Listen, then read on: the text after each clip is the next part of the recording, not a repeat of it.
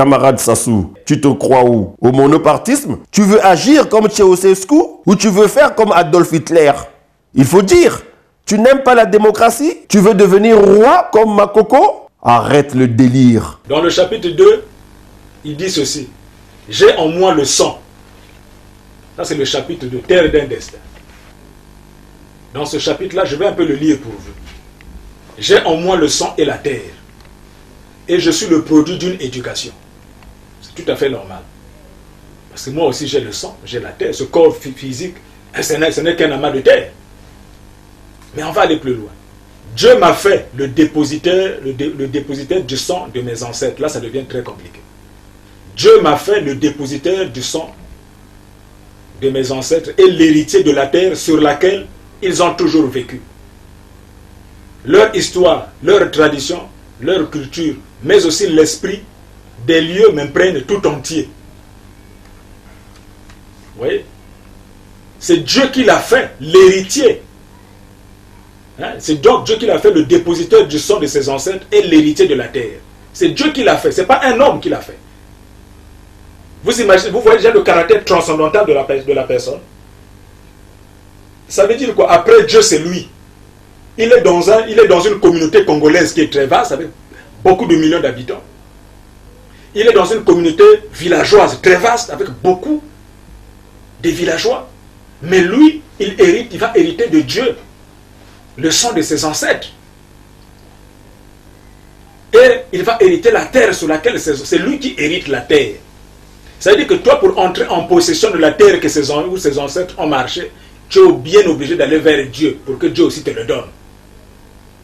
C'est un héritage. Or, le domaine de l'héritage, c'est le domaine de quoi? C'est la coutume, c'est la tradition. C'est la monarchie, c'est la royauté. Dans une république, dans une démocratie, l'héritage n'existe pas, ce sont des votes, ce sont des élections. Dans une république, dans une démocratie, on parle des élections. Mais c'est dans une monarchie où il y a l'héritage.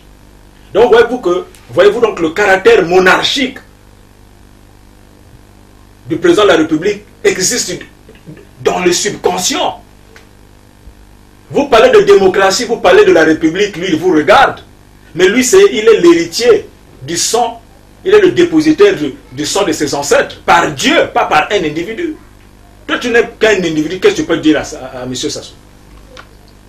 Il faut aller dans le fond, parce que ça c'est très capital, pour comprendre un peu le malheur de cette constitution-là. Vous allez dire, mais oui, mais monsieur le président, mais au lieu de parler de la constitution, vous allez comprendre pourquoi la constitution de notre République est en danger aujourd'hui. Alors, je suis en train de vous démontrer le caractère égoïste de la personne, pour que vous compreniez comment il utilise maintenant ces réseaux pour faire passer le message comme quoi, dites que c'est Sassou qui vient pour...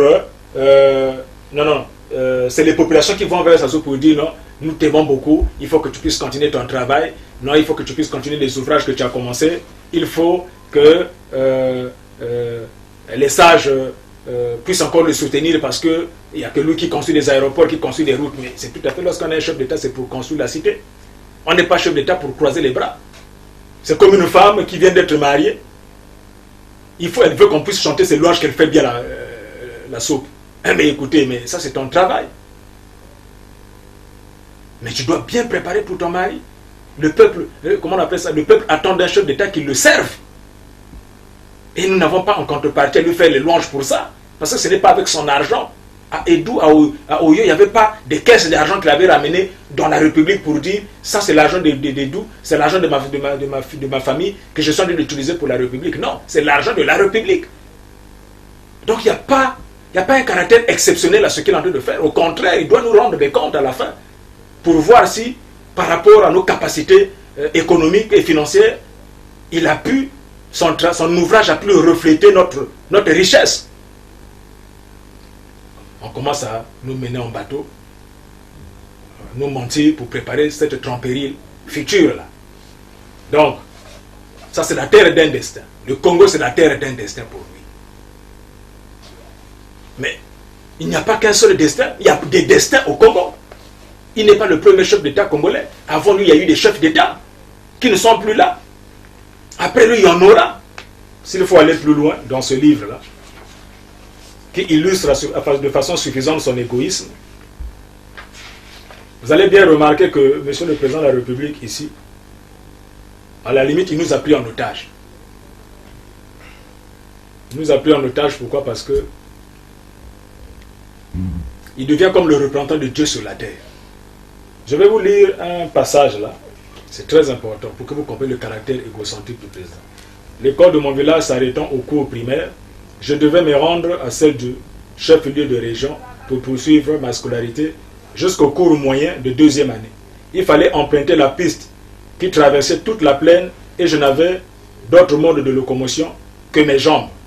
Mais tout le monde, il dit je. Mais il n'y avait pas que lui dans le village, tu vois.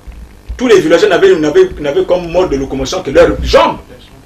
Il est dans un groupe, il n'était pas seul dans cette école de village, ils étaient nombreux. Mais lui, il aime toujours dire je.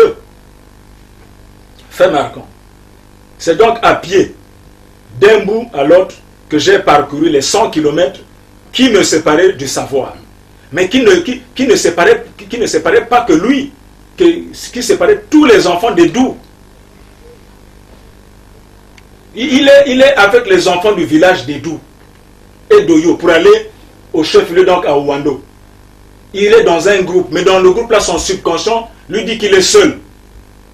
À 10 ans, il a déjà cette capacité de savoir ne pas être avec les autres. Il avait ses jambes. Donc, je ne sais pas si les autres du groupe étaient dans les bicyclettes, étaient en voiture. J'avais à peine 10 ans. Au moment du départ, j'ai embrassé mon père et m'a dit simplement, va. Tout ce que tu as décidé d'apprendre, va. Et lui, il avait décidé d'apprendre. Va. Puisque tu as décidé d'apprendre, va. Ma mère, elle ne supportait pas de me voir partir. Elle a voulu m'accompagner pendant les premières heures de marche, porter mon maigre bagage et mon sac de provisions. Elle a refusé de me quitter. Elle dit, j'étais le seul qu'une mère accompagnait en larmes. J'étais le seul. Dans un groupe de 10 enfants, il était le seul qu'une mère accompagnait en larmes. Comment vas-tu tenir bon là-bas? Demanda-t-elle. Qui te donnera à manger? Qui te fera vivre? Qui s'occupera de toi? Je ne connaissais pas la réponse. Lui, monsieur Sassou, enfant de 10 ans, ne connaissait pas la réponse. Je savais simplement que j'allais étudier. Je voulais apprendre et devenir quelqu'un. Ça, c'est intéressant, ça. C'est tout à fait normal. C'est légitime d'ailleurs. Au milieu de la plaine, après quelques kilomètres, je lui ai dit qu'elle ne pouvait pas continuer plus longtemps avec moi et qu'elle devait retourner au village. Plutôt auprès de mon père, car sa place était là-bas. Elle s'est arrêtée, j'ai repris mon panier et elle m'a laissé partir. Un dernier signe de la main, un dernier regard sur sa silhouette égarée au milieu du chemin et dit, et d'instinct, j'ai pris la tête de notre petit cortège. D'instinct, j'ai pris la tête de notre petit cortège. Tu vois la chaufferie? Le soleil était déjà dans le ciel. Il aime les astres. Là, nous rentrons maintenant dans la dimension mystique et traditionnelle, coutumière du président. Le soleil était déjà dans le ciel. La campagne devant moi semblait sans fin. J'avais l'habitude des longues marches depuis ma petite enfance, mais celle-ci était plus épuisante que je ne pouvais l'imaginer. Je ne serais plus jamais le même. J'allais vers l'école avec émerveillement et c'était mon destin que je commençais à forger. Il me semblait qu'il pouvait aller aussi haut que le soleil. Il me semblait qu'il pouvait aller, donc son destin pouvait aller aussi haut que le soleil. Nous allons comprendre pourquoi. Ça, c'est déjà la deuxième ou la troisième fois qu'il parle du soleil. La hauteur, la nature, sa vie, son destin qui fusionne avec celle de la nature. Tu vois? Il est dans ce monde-là. En cheminant ainsi au milieu de cette nature à la beauté puissante parmi mes camarades du village, mes camarades du village, accompagnés parfois par un passage d'oiseaux filant dans un grand bruissement d'ailes. Accompagné ici ne s'accorde pas au pluriel, il est au singulier. Ça veut dire que les oiseaux, il est dans un groupe de 10 camarades du village. Mais les oiseaux accompagnent un seul individu dans ce groupe-là. Et pourquoi? Mais c'est parce que lui, il a la dimension spirituelle, mystique. il s'en va. Il a la bénédiction de son père, de ses parents, qui dit va, puisque tu as décidé d'étudier, va. Et il se fond dans la nature. Même la nature sait que le destin d'un homme est en train de se forger. Mais le destin des autres, là, ne se forge pas. Les destins des autres n'iront pas aussi loin, aussi haut que le soleil. Mais c'est son destin à lui, dans le groupe de 10 bonhommes. Déjà, tu vois, rien qu'à partir de là, à l'âge de 10 ans, tu vois, ça devient quelque chose d'extraordinaire. Rien qu'à partir de ces éléments-là, on peut comprendre facilement qui est le président de la République. C'est un égoïste, c'est quelqu'un qui pense à lui.